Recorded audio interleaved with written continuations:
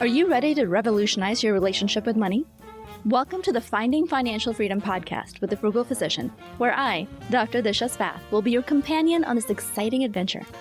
Get ready to conquer debt, build wealth, and embrace a mindful spending lifestyle that will empower you to live life on your own terms. Pearson Ravitz' story begins with Dr. Stephanie Pearson, a passionate OB-GYN at the height of her career. But then, a shoulder injury struck during a precipitous delivery. Her dreams were shattered, leaving her unable to practice medicine. Determined to make a difference, Stephanie became an advocate for her peers, guiding them through the complex disability process. Alongside insurance expert Scott Ravitz, Stephanie founded Pearson Ravitz, a company determined to approach insurance differently. Together, they set their mission to educate and empower physicians to protect their most valuable asset, their income, and the most important people in their life, their family. Today, Pearson Ravitz serves the medical community in all 50 states. At Pearson Ravitz, they understand the unique concerns of physicians. Physician-founded and physician-focused, Pearson Ravitz builds human connections before they create quotes. Life can change in an instant. It's hard to imagine that a sudden illness or injury could leave you and your family in a devastating financial situation. But with a little planning and guidance, you can prepare for every possibility. Visit PearsonRavitz.com to schedule your consultation with a Pearson Ravitz advisor. Welcome to Finding Financial Freedom with the Frugal Physician. I'm your host, Dr. Lisha Taylor. Today, we have a primary care sports medicine physician with a deep-seated passion for personal finance joining us. Dr. Lisha Taylor is a wealth and wellness coach and the new host of the Wealth Minded MD podcast. She has made waves in the realm of personal finance for the last several years, empowering young professionals, especially in the medical field, to achieve financial security and live life on their own terms. You might remember her as the former co-host of Money Meets Medicine, another popular physician finance podcast. Let's uncover the wisdom she's gained through her journey as an early career attending, her ventures into entrepreneurship, and her visions for 2024 and beyond. Welcome to the show, Dr. Taylor. Thank you for having me. I am excited to be here. I'm very excited to have you here. Please tell us a little bit about yourself and where you're coming from. Yeah, so I am currently in Atlanta, Georgia. I am a primary care sports medicine doc. I love athletics. You know, we connected because of one of my other passions outside of medicine, which is helping physicians with finance, which I know sounds a little boring. Not to my audience. I love it. I feel like I'm already home. But yeah, you know, it's really interesting. Yeah, I tell people I was one of those people that was always pretty good at math growing up. And my dad's an auditor for the government / accountant. And so he kind of fed that math passion of mine from a young age. And it was interesting because my dad was a business owner when I was growing up. And so I kind of grew up in this world where I thought, man, I really love math and I like entrepreneurship. And so I'm really intrigued by this. And I say this to say that when I got to college, I went to Duke for undergrad. They didn't have a business major. And so I thought, man, okay, what is something that I could major in that would kind of fuel this finance passion of mine? I knew that I had this interest in medicine, so I knew I had to take some pre-med courses. And so I was trying to figure things out. And thankfully, I had an amazing advisor at that time who said, Lisha, you have your entire life to become a doctor if you decide to go that route. You just got to make sure you take the pre-med courses. But I'm really going to encourage you to major in something outside of a science and really fuel your other passions and interests, because this may be one of the only times in your life that you get to do this. She would laugh now. But I took her advice and I majored in public policy, which at Duke is a blend between econ, political science, and psychology. And so I'm saying that to say that I took some econ courses. I had been introduced to the world of finance through that. And I actually strongly considered a career in Wall Street. And so for a while I was thinking, am I going to be a physician or am I going to go down this road of Wall Street? And I remember having a conversation with one of the partners at one of the Wall Street firms, which I'm not going to name. And he was like, Lisha, what should you be thinking at all times? And I was like, I don't know what. And he was like, how you can make the firm more money. And at that point, I was like, okay, I like finance. I like investing, but I don't want to go to work every day knowing that my primary focus is how I can make this company that's already worth like billions of dollars even more money. And so at that point, I was like, okay, I might go to med school, but I also want to find a way to still fuel this passion that I have in regards to finance, and took a couple of turns, ended up working in finance at some point, but also obviously ended up becoming a physician. And it's really nice now that I've gotten this chance through several different opportunities to be able to blend both of those passions together. My passion for medicine and helping physicians, and also my passion for finance. Sorry, that took like 20 minutes. My bad, Disha. Not funny. That was great. Thank you. I have follow-up questions, of course. Right? Okay. So you said you did end up working in finance a little bit. Tell us about that. One of my first jobs after finishing and graduating for Duke was working at the Center on Budget and Policy Priorities. And it was so funny. Okay, so I did this degree in public policy, and public policy is like figuring out how to fix real world problems in the government. So some of the assignments would be like, how do you make Social Security viable? And how can you balance the national budget? So I'm saying all of this to say that I actually graduated and I thought, I'm going to change the world. I'm going to fix all of the government's problems. And I'm going to do all of this stuff. And I was like, where am I going to do it? How am I going to do it? There was this opening at the Center on Budget and Policy Priorities, which is in Washington, D.C., right beside Capitol Hill. And I was working in their health policy department, and I was so jazzed up. I was like 21 and bright-eyed, and I thought I was going to change the world. I did not change the world. And so I was disappointed by my not changing the worldness. And I was also disappointed that in my mind, I felt like I was becoming broke in the process. So they were not paying me very well. So as a little naive person who had not really had a real job besides like work study, I hadn't really had experience earning money and paying bills, which I know sounds crazy. But because of that, I didn't really have a good sense of like how expensive it was to live in DC at the time. And I wasn't being paid very well. And so I thought that I was going to change the world and like do great things. And I was not changing the world because I was like 21 and they were not going to let me make important policy decisions, understandably so. And also I wasn't getting paid that much. And so I was like, oh my gosh, this is so different from what I thought. And I decided to go to grad school. When I was in grad school, I got the opportunity to work in finance. I actually worked in private equity in DC at that time. And so that was really interesting because the firm was mainly sort of like your regular run-of-the-mill investment firm, but I actually worked on the private side. And so that meant that it was me and the partners, and our job was to invest pension fund money and retirement fund money. When you have a job and you're contributing to your job's 401k, 403b, whatever it is, that company then invests that money to make sure that they have the money to pay you, especially when it comes to like pension fund money. And we were investing that. And so that was a really cool experience for me to get that glimpse. But I always had that itch to go to medical school. And I thought, man, I've now spent 2 years in DC. If I'm going to go to medical school, I should probably go. I ended up going to medical school, but the whole time that I was in medical school, I had that. I was like, man, I really love finance. I really want to help people with finance. I also love medicine. Is there a way that I can blend these two worlds, or am I going to have to choose which one? So you've spent a lot of time in institutional and sounds like governmental finance, and sounds like you learned a lot about investing. What was your experience with debt? Did you take on any student debt for med school? Oh my gosh, Disha, it was so bad. Everyone in finance thought I was crazy. They were like, Lisha, you work in finance. We get paid pretty well. You're literally going to leave this job so that you can take out 6 figures of student loan debt and go to med school. They were like, are you okay? Because it's so funny. Like a lot of people in the outside world, they're like, oh, doctors make so much money and they're so rich. And, some doctors do make a lot of money and some doctors are rich. But in the finance world, they were like, those doctors, they don't know anything. They're going to school for 20 years and making low 6 figures or whatever.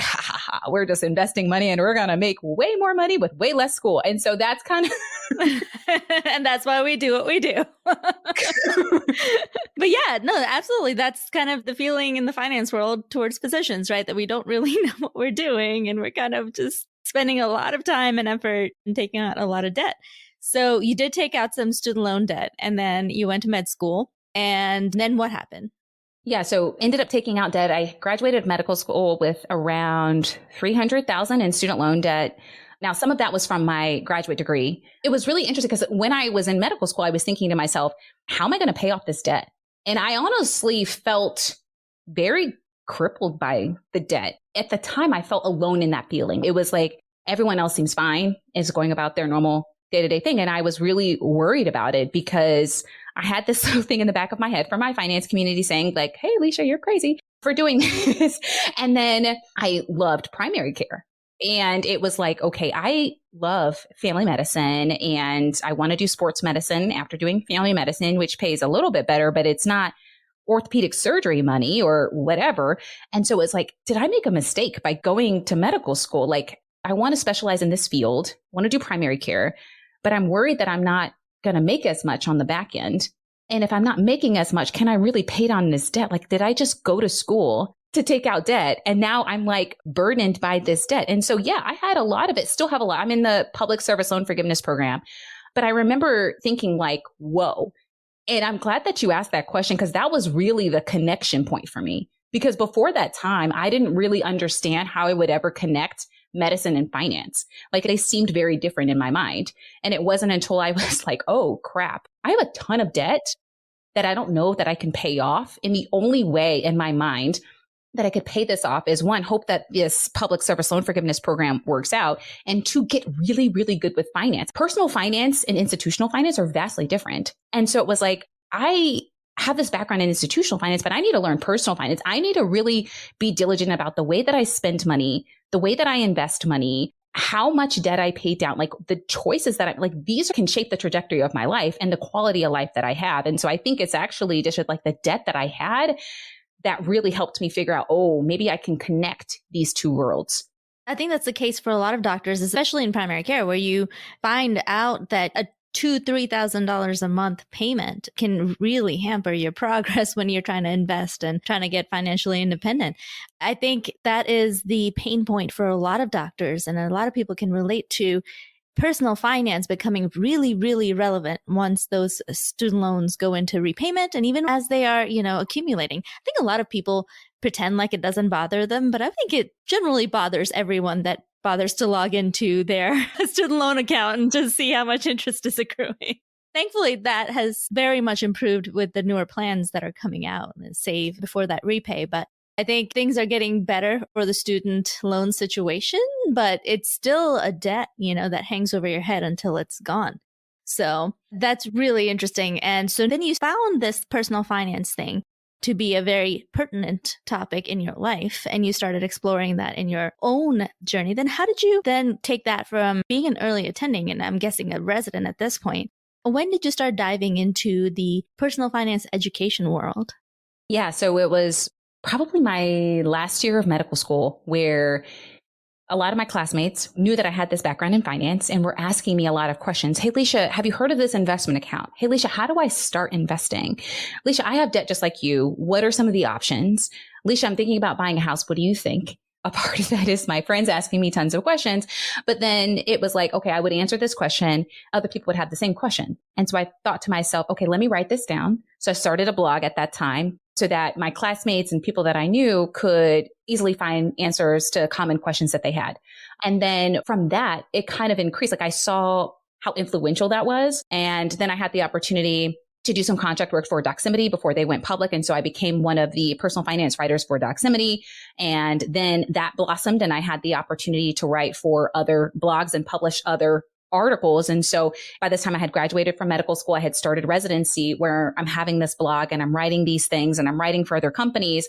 And then it grew from there because then I got the opportunity to partner with some startups that said, hey, we're trying to help physicians with whatever their mission was, X, Y, or Z. Can you help? And as someone who writes on financial literacy, as someone who has this connection to physicians, can you help us spread this word? Or can you help us build this message? Then I started doing a little bit of that. And then I realized, you know what? Physicians are busy.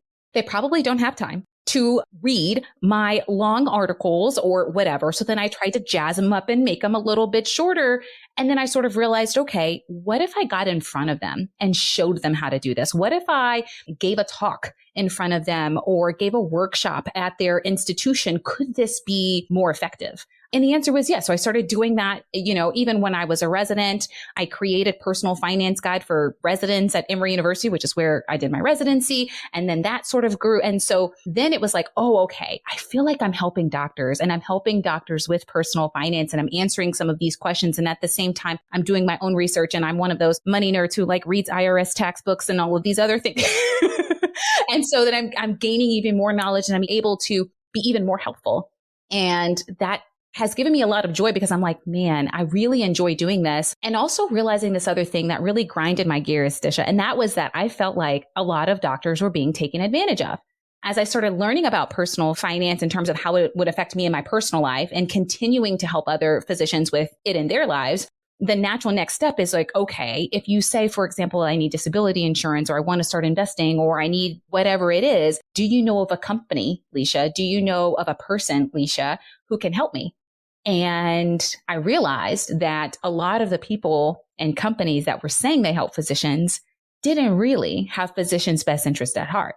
Right? It was like, oh, I sent you to this company and they said this. Actually, that's not true. Or did they tell you this nuance? And they're like, no. And I'm like, what? That's so important. Or you need help investing and they're charging you X amount of dollars. And it's like, wow, that's a lot or whatever it is. And so it was this combination of I'm helping doctors with personal finance. I'm finding that personally fulfilling. And I'm realizing at the same time that a lot of physicians are being taken advantage of by the personal finance community. And I don't like that. So let me see what I can do to fix this issue. Let me see what I can do to increase financial literacy among all physicians and also help to connect them with companies and people and resources that aren't going to take advantage of them. Well, that sounds like a great model. I really enjoyed your podcast with Jimmy, Money Meets Medicine. I think whatever you're going to do is going to be great. What's happening in your life on the medicine side during this time frame as you're launching this journey into entrepreneurship? My life is changing. So, when I finished residency, I knew that I wanted to do sports medicine. So I ended up moving across the country, doing a sports medicine fellowship at UCLA, go Bruins. And that was amazing. But it was obviously challenging juggling both things, like my passion for personal finance. And then also like I'm a fellow, right? So it's like I'm doing what I'm told. And a lot of sports medicine is on nights and weekends. And so it was like, okay, my life is very busy. And thankfully, now that I'm done with training, I feel like I'm in this sweet spot and I'm so excited about all of the things that I'm able to do now because now I have a little bit more control over my schedule and got some exciting projects that are launching, a new podcast that's launching, hopefully you and I can collaborate on some stuff. So I'm super jazzed up. Hopefully people can feel the passion. So I'm really excited about all of the things. And now I have a lot more time than before to do some of these things. Where are you working now? So I work right now in Atlanta, Georgia as a sports med doc. I work for Morehouse School of Medicine. And so I'm really excited. I collaborate a lot with Emory, which is where I did my training. And I also am one of the main doctors for some professional runners. So I get to do that part. And I work in student health. So I work with collegiate athletes and doing some research projects, all these things. Basically, I never sleep, but sounds like you're super high achieving. By the way, I'm a Georgia girl myself. Ooh, I love it. I knew there was something that was connecting us. I could feel the energy, Disha. I could feel it. Yes, ma'am. I went to the University of Georgia. Okay. Yeah, go dog. Yeah. Go dogs. And I can't not say that. And then Morehouse, I did a lot of rotations in Atlanta mostly with Atlanta Medical Center. Emory and Morehouse and, the whole Georgia crowd was a big part of my upbringing. So I think Georgia's a great place. And now, a word from our sponsor. In a world where the right connection can mean the difference between a community thriving or just surviving, Practice Link stands as the beacon of hope. Since 1994, they've been the bridge between job-seeking physicians and the communities that need them the most. With over 5,000 health systems, hospitals, and private practices connected to thousands of opportunities, they are more than just a job board. They are a lifeline. Practice Link, because where you practice matters, not just to you, but to everyone you touch. Your next chapter starts here. Visit practicelink.com/thefrugalphysician. Let's get back to your journey. So you started in Georgia, you went to UCLA, you came back to Georgia, and now you're working as an attending and you are exploring this world of entrepreneurship and trying to teach people how to manage their money and invest. What are some of the biggest sets of challenges and lessons that you've learned through this process? Oh my gosh. So I think with entrepreneurship is you got to be flexible and willing to pivot. I think that was initially challenging for me because I'm such a planner. Right. My life is so busy that I try to plan out as much as I can because I think it helps me stay organized and stay structured and accomplish a lot of things in a short amount of time. But one of the things that entrepreneurship has been really pivotal in helping me learn is that, Lisha, if I want to be successful, I've got to be flexible. I've got to be open to change, and I've got to be willing to pivot if something isn't working. And I think for a lot of people, it's what's that line between don't give up, keep going, and it's time to pivot. Or what, it's time to give up in the back of your head. Like, maybe I should just, stop. But yeah, I mean, with you and Jimmy and Attend, right? A lot of what happened to Attend was kind of out of your control, I think. Now you're pivoting, you're launching your own podcast, and you are collaborating with Dr. Brittany Halford, who we'll have on the podcast hopefully soon. And so I'm very excited for you in that process. You mentioned you don't get much sleep. How do you balance all of this? How do you balance being an attending and doing research and teaching, and then teaching on the personal finance side? So I think a part of this is being very clear on what I wanted and having an idea of what I wanted to do. Because I think when I was finishing training, I had this choice. Am I going to try to work at the place that pays me the most? Or am I going to work at the place that gives me the work schedule that I desire? And it's not that I didn't value money. Obviously, I'm a money nerd. I care about money a lot. It was interesting because when I was looking for a job, I decided, and somebody had told me this a couple of years ago. They said, Lisha, when you're looking for a new job, you can usually get 2 out of 3 things. And that's, you can get the location that you want, you can get the schedule that you want, or you can get the pay that you want. And most people can get 2 out of 3. It's that third thing that you're really going to have to negotiate well, try to get in. So for me, it was, I knew I wanted to be in Atlanta, so I knew the location. And for me, it was, am I going to go for the schedule, or am I going to go for the money? And I had offers, that one that gave me the schedule and one that gave me the money. And I chose the schedule. Now, obviously did some negotiating on the back end to try to make up for the money that I felt like I was leaving on the table, so to speak, by choosing one job over the other. But I say that to say that's what helped me figure all of this out. I said, you know what? It's really important to me to make a certain threshold of money. But then once that threshold is met, I think I value my time. I think I value working at a place that I enjoy working at, with colleagues that I admire, with a boss that is supportive, that gives me the flexibility. And so one of the things that I negotiated into my contract, into, my schedule, was I can work from home 2 days a week. 1 week, it'll be a full day, and then 2 half days. And then the next week, it'll be literally 2 full days. And for me, that was important, because now it's like, oh, okay, now I can do other things, such as help physicians with personal finance or whatever it is, without being limited by time. And so that has really, I think, helped me a ton. There are days where I'm like, man, I could have gotten paid a lot more. But for me, that sort of trade-off was worth it. I knew that was something that I was looking for. And so I think there are days and weeks where I don't feel like I'm successful at balancing it all. And I'm starting to realize that that's normal, and that maybe it isn't about balance. Maybe it's normal to have days where you feel really successful at one thing and maybe not as successful at another thing, and being okay with the ebbs and flows, but then also doing everything that you can, or in my case, everything that I could, to at least try to set myself up for success by choosing the schedule that I felt like aligned with my values and allowed me to do some of these things. What's your family situation like right now? I'm going to be fully transparent. A part of the reason why I'm able to do a gazillion things is because, unlike you, Disha, I don't have 2 kids running around that I have to feed and clothe and make sure they're alive. I commend you. I don't know how you do it. People ask me all the time, they're like, Lisha, how come you don't have kids? I'm like, I'm going to have kids, Lord willing. I'm like, I can barely keep my dishes clean and my laundry done. Like, how are you all, you go to work and then you come home and you have to, you're responsible for another human? Like, Disha, you need to give me advice. Maybe we need some sort of therapy session where you can tell me, Lisha, it's possible. I mean, I think your time just expands, right? You expand your efficiency to meet the demands of the time. And for us, it's been instrumental that I have a very supportive husband who listens when I say, yo, you need to do more, because I am overwhelmed.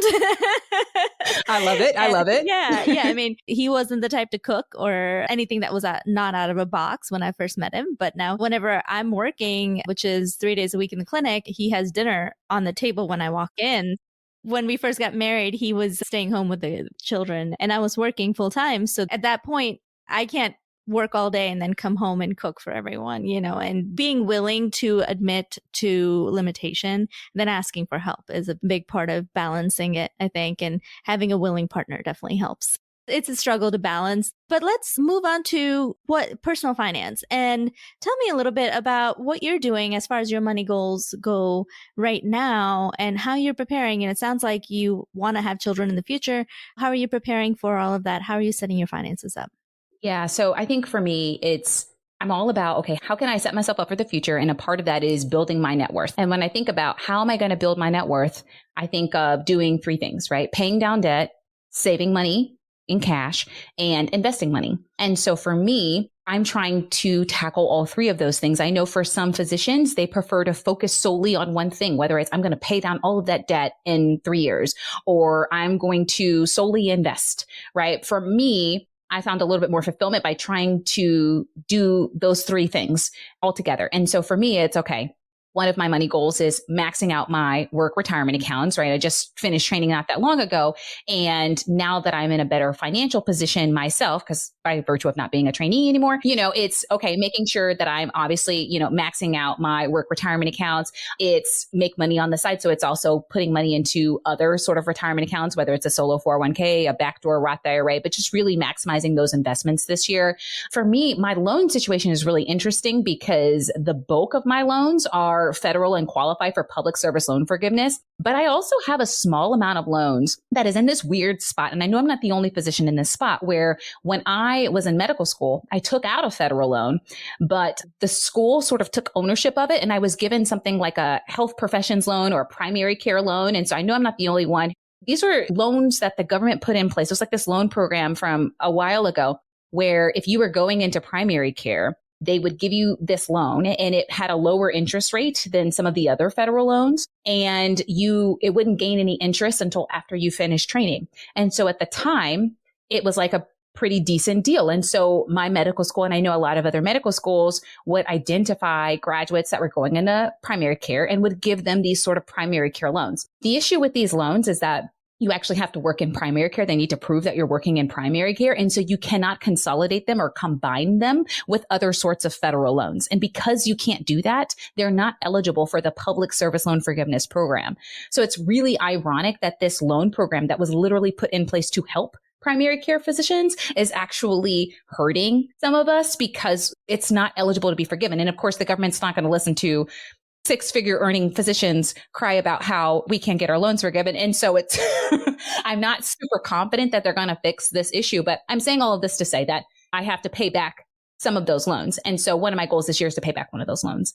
That's interesting. I didn't know about this loan category. And that's really unfortunate, and unfortunately, that's very much like the government trying to do the right thing at one point in time. And now it's like totally being left out of the future legislation because people just forgot about it. It sounds like that sucks. Thank you for sharing in my pain. First of all, let's acknowledge, thank you. It does suck, Lisha, from somebody else just to validate your feelings because that's how I feel. I mean, yeah, if I was going for PSLF, and how much do you have in these loans? And no, I don't mind. It's $25,000. So it's not like a ton of money. I'll probably pay it off by the end of this year, but I'm just annoyed. If I were going to commit to PSLF and I had a chunk that wasn't eligible for some random reason, I would be annoyed too. So I think you're validated in your feelings. And thank you. Also, you're going to be working full time until you get PSLF. So it's in primary care. So you're going to do your time.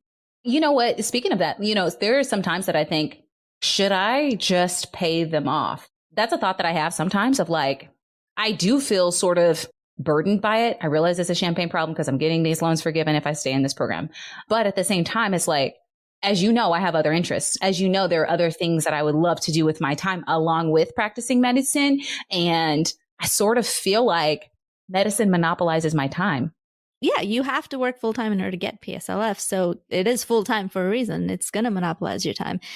That's the same struggle I went through with my student loans when I first started, because I was going to go for PSLF. And then I realized I'd have to work full time for 10 years. And I just didn't want to tie myself down for 10 years like that to a specific amount of time that I had to work in medicine.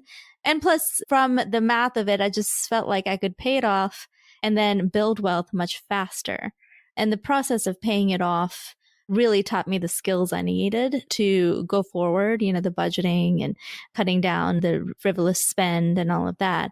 It gave me the skills I needed to do well later on with finances. So, I don't regret it.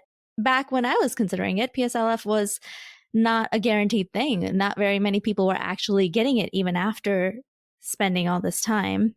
That heavily weighed my decision too, because I was like, well, I could do all the things and I might not have one form right and they'd say no. So that's gotten better. It has gotten better. You know what? It's interesting. They have really tried to make the program easier to qualify for. Instead of it being full time, now they say you only have to work 30 hours a week. So there's like these small little concessions that I think have made it a little bit easier. Certain docs that didn't qualify now qualify. They've tried to make the plans a little bit more favorable. So they've done some things, but you're not the only one who tells me that in terms of, hey, I knew that this program could have possibly worked for me, but it wasn't a guarantee, not at that time. Hindsight's always 2020. And you felt like you'd have more freedom by paying it off. And, you know, it's interesting. Jimmy, my former podcast co-host, who's awesome, by the way, I love him. He also made the same decision. He was like, Lisha, you know, I mean, now if I look back, maybe, you know, it would have worked out for me. But he was like, nothing can compare to that freeing feeling of not being burdened by that debt. Of course, I wouldn't know what that felt like. So I feel a little salty. Well, at that point, the government was not interested in fixing the program. And now we've had administrations that are interested in fixing the program. And God knows what's going to happen to them in the future. Hopefully, no one rolls back, you know, the stuff. And I don't think they would. I think there's enough awareness about how broken the program was that people would not change it. I hope, you know, no matter who gets the administration next. But yeah, I think you have to look at your own situation and just think about, you know, the risk versus benefit for you. If you are willing to bet your next 6-7 years of your life on everything working out and them getting forgiven, then, you know, that's a perfectly valid decision. And if you decide to instead just pay them off rapidly, that's also a perfectly valid decision. I think it just all depends on what kind of freedom you want, whether you want to be, you know, time free earlier, or you would rather take the money that you're not paying on those loans and invest it and build your investment nest egg instead. And numbers wise, you'd probably come out much farther ahead doing PSLF, you know, if everything goes as planned. Yeah, personal decision. I know. But and you know, and I thought about it and I was like, okay, I had like a small loan from undergrad. And so when I consolidated my loans, I don't want to get into the weeds, but when I consolidated my loans, I actually got credit for some of those years that I worked at the Center on Budget. And so I actually had more years into the program than some of the other physicians that were coming out of training at the same time as me. So that also kind of factored in that I already am halfway through the program. And so it was like, okay, I only need 5 more years. I have to work 30 hours a week. One of the things that I really tried to do was when I was looking for my job is say, okay, I have to work 30 hours a week, but they don't have to be clinical hours. And so if I can get a job that will pay me for some admin time, or even if they didn't pay me for admin time, it's on the form, right? So maybe I only have 20 hours of clinical time, but they're giving me a full day for admin. It still counts. And then I can get that 30 hours. So a part of it was like me trying to think creatively about how can I structure my contract and my job so that it aligns with my values and I'm not so crippled by this. That's very creative, and exactly the kind of thinking that I encourage everyone to do is just really think about what you want and then work backwards from there and see if you can figure out a situation that works. Well, Dr. Taylor, thank you so much. I mean, I've taken up a lot of your time today. Can you just leave us with one last bit here? For young professionals, for someone following in your footsteps, let's say they're 5 years behind you, what would you tell her or him to do, and kind of a piece of advice that could take them forward? Yeah, I'd say come up with a plan. Come up with a plan and a plan for your finances. And for me, that means starting off with what I call a spending plan. I don't like the term budget. Spending plan sounds better for me, but to me, it starts off with forming some sort of spending plan. And I think a good starting point is sort of that 50-30-20 rule, which is 50% of your take-home pay you use for some of your fixed expenses, like your mortgage and your insurance payments and things like that. 30% is discretionary spending, so going out in restaurants and like self-care and all of that. But it's that 20% that if I had to leave one tip, it's that 20% to allot for wealth building. And for me, that means paying down debt, saving money in cash, whether it's an emergency fund or whatever, and then investing money. And I think that if you're someone who's in my position, or maybe you're a few years back and you're thinking, how can I do this? I think if you just do one thing, which is make sure that you use that 20% to build wealth, to increase your net worth, I think you'll be setting yourself up for success. Yeah. It absolutely works. If you just maintain some sort of a delta, and 20% is a great goal at the beginning of your career, and the FIRE community will push it all the way up to 50% if you're trying to retire early. But 20% is a perfectly reasonable amount to save and make great progress. And you'll be set as long as you can maintain that 20%. And how do you know you're maintaining that 20%? Well, you got to run the numbers. Sorry, there's no way around that. One way or the other, you're going to have to know that you're doing 20% of saving and then putting that in a place that will grow your wealth and your financial freedom over time.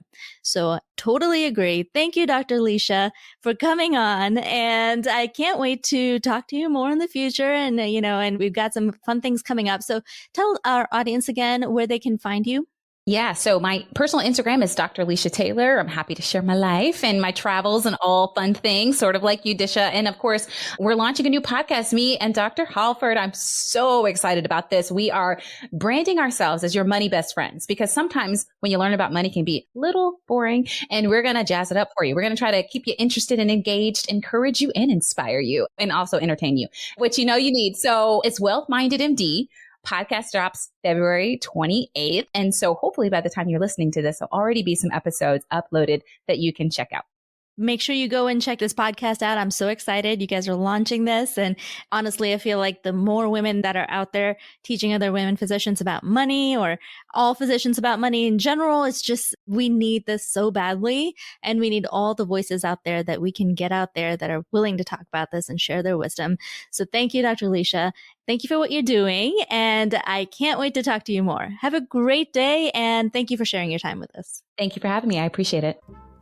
Thank you, Dr. Lisha Taylor, for coming on the podcast. You truly have an inspirational story. To our listeners, be sure to check out the Wealth Minded MD podcast for more wisdom from Dr. Taylor and her co-host, Dr. Brittany Halford. And remember, the path to financial independence is not just the numbers. It's about creating a life filled with wealth, wellness, and happiness on your own terms. I'm Dr. Lisha Spath, your guide on this journey to finding financial freedom. Thank you for tuning in, and stay frugal, y'all. Now, a final word from our sponsor. At Pearson Rabbits, they understand that life can change in an instant. It's hard to imagine that a sudden illness, injury, or catastrophic event could put you and your family in a devastating financial situation. Physician-founded and physician-focused, Pearson Rabbits builds human connections before they create quotes. Visit www.pearsonrabbits.com today and embark on your journey to safeguarding your future. The content shared on this podcast should not be taken as individualized financial advice. We are here to share our knowledge and experiences, but it is crucial to consult with professionals such as accountants, financial advisors, or attorneys who can provide personalized guidance based on your specific needs.